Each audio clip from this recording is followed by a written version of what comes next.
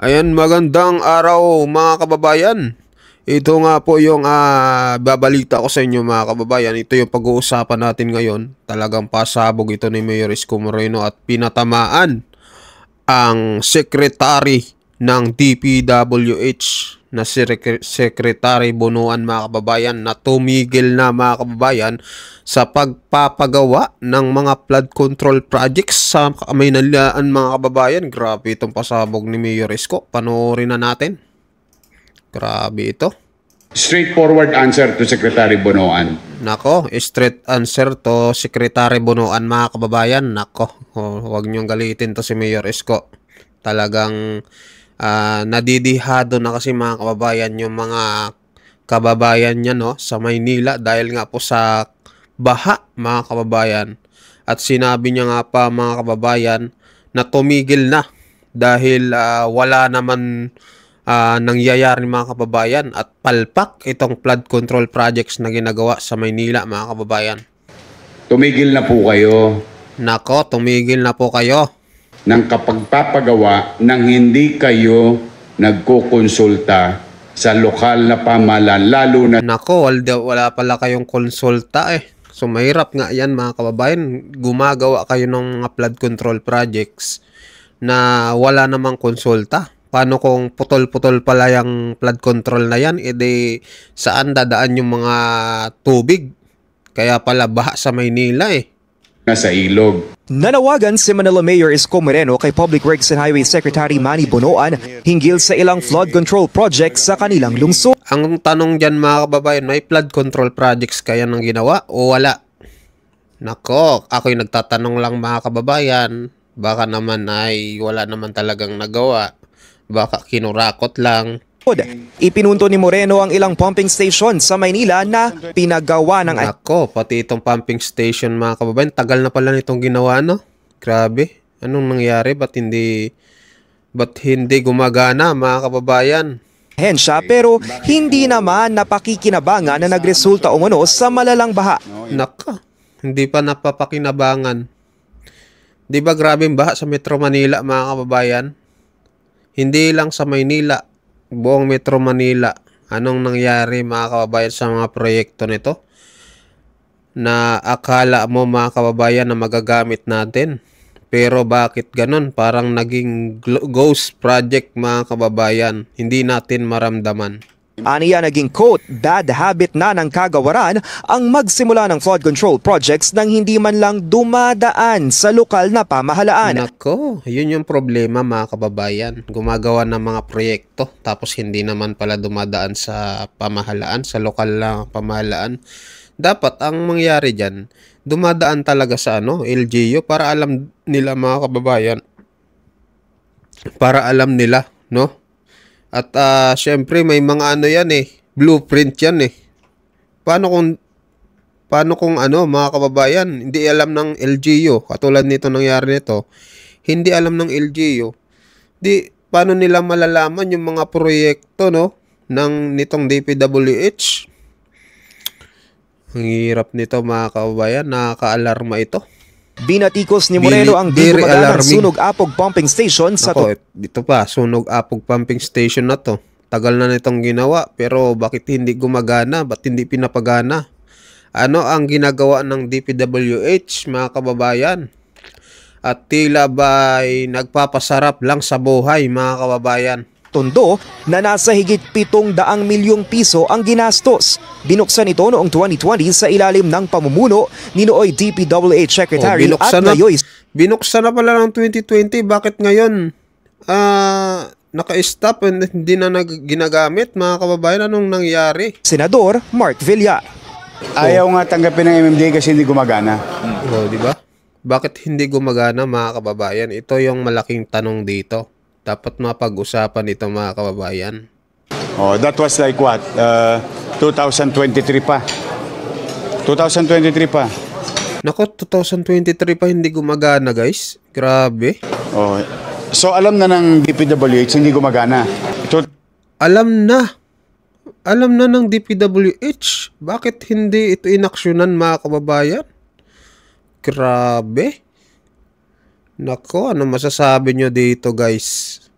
Mag-comment kayo. 2025 na nagkabagyo, hindi pa rin gumagana. Isa itong Espanya dito sa Maynila sa parating binabaha tuwing umuulan. Natawa ako dun sa assessment ni Yerisco. 2025 na, hindi pa rin gumagana. Ibig sabihin, 2 taon na mga kababayan, hindi inaaksyonan. Nako. Ang sabi ng DPWH noon, pang matagalang solusyon na sana yung Pang matagalang solusyon. Bakit ganon?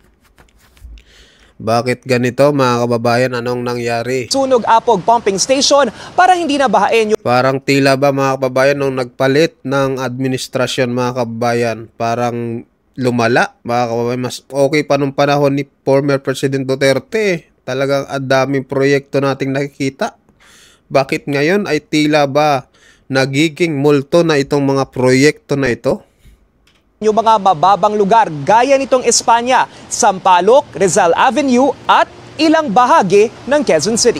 Ani Moreno, importante na makipag-ugnayan sa lokal na pamahalaan. Tama, dapat makipag-ugnayan talaga. Kasi maganda yung may ang tawag dyan, may communication mga kababayan para syempre tulong-tulong yan eh. Ibig sabihin, kung di mo pinapaalam sa LGU, ibig sabihin, may milagro kang ginagawa, may magic kang ginagawa, mga kababayan. Ganon ang nangyayari. Para mapigilan ang pinsala ng baha, hindi lamang sa mga estruktura pero gayon din sa buhay ng tao. Tama. Kaugnayan ang sitwasyon Kawawa sa yung ospital ng Maynila kung saan puno na aniya ng mga Ang mag-aano dito, magsasaper tayo eh. Taong bayan, mga kababayan. Kasi kung itong mga proyekto na to ay hindi naman pala hindi naman pala nagagawa, eh kunwari gumagawa lang ng mga flood control projects. Sabihin na natin mayroon mga kababayan, pero bakit ganon ang nangyayari? Hindi natin maramdaman. 'Di ba? Nakakapagtataka itong mga proyekto na ito na flood control projects. mga pasyenteng may leptospirosis. Nako, dami ng pasyente sa ospital ng Maynila. May mga leptospirosis daw mga kababayan. Grabe. Dahil nga ito sa baha na nangyayari sa Metro Manila. Dahil sa baha. Giit ng alkalde, idudulog niya kay Pangulong Bongbong Marcos ang problema sa flood control projects. Nako, dudulog. So sana maaksyonan ito ni BBM. BBM 3 years na Bakit din namin maramdaman? Anong ginagawa mo? Sa kanilang lungsod kung mabibigyan siya ng pagkakataon. Nangako si Presidente to SONA ago. At sabi niya magbibigay siya ng pera sa flood control. O nagbigay siya ng pera.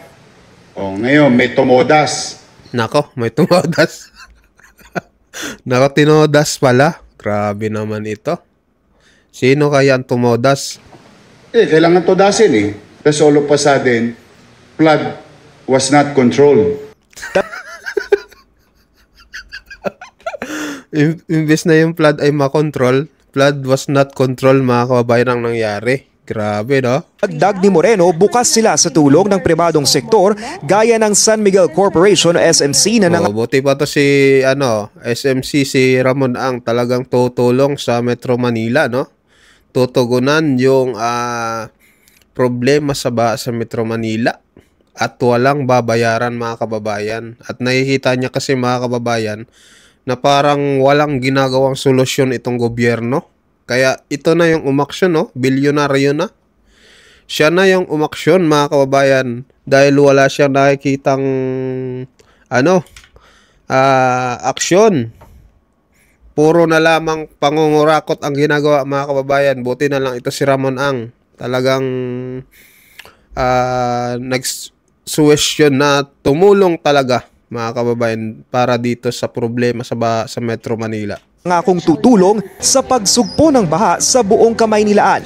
Ngayong Biyernes, August 8, pinulong ng SMC CEO Ramon Ang ilang alkalde ng Metro Manila at ang Metropolitan Manila Development Authority para humingi ng permiso na linisin ang ilang ilog at daanan ng tubig. Buti pa to si Ramon Ang humingi ng permiso. Talagang nakipag-cooperate mga kababayan Samantalang itong DPWH, walang kooperasyon sa mga LGU. Kaya nagkaletse-letse na mga kababayan, walang nangyari. Wala tayong makitang pagbabago. Di magtatagal, malulunod tayo sa baha. Magiging karagatan ng Metro Manila. Ayan, tuloy natin mga kababayan. Kami po sa San Miguel tutulong linisin yung mga ilog na yan with the cooperation of O, di ba? Lilinisin mga kababayan. local government for free O, free, libre. Ibig sabihin mga kababayan, libre. para mapabilis natin yung pag-aalis ng baha. Nako. Pagdating naman sa Valenzuela, Malabon, Nabotas, mababa talaga yung lugar na yan. Ang kailangan sa lugar na yan, yung Tulyahan River, which is their main drainage, imbis na paliko-liko, dapat diretsuhin natin ang pagbukas ng mga ilog na yan. Yun naman mga baha sa Manila, minsan mga maling engineering ng nakaraan nung araw yan. Yung mga lagusan ng tubig na yan, natayuan ng something. So, tutulungan namin linisin yan. Samantala, sinusubukan pa ng Newswatch Plus na kunin ang panig ng DPWH. Ko, dapat sumagot dito ang DPWH mga kababayan. Yung nakaraang session mga kababayan, 'di ba? Pinag-usapan nga din itong mga undersecretary na ultimoy walang ginagawa mga kababayan. Puro payaman lang itong mga to at iniimbestigahan na ng Senado itong mga sangkot nga mga kababayan dito sa anomalyang ghost project mga kababayan. Para sa mga impormasyong napapanahon at on-demand, Lance Mexico. So ayun mga kababayan, ang masasabi nyo dito sa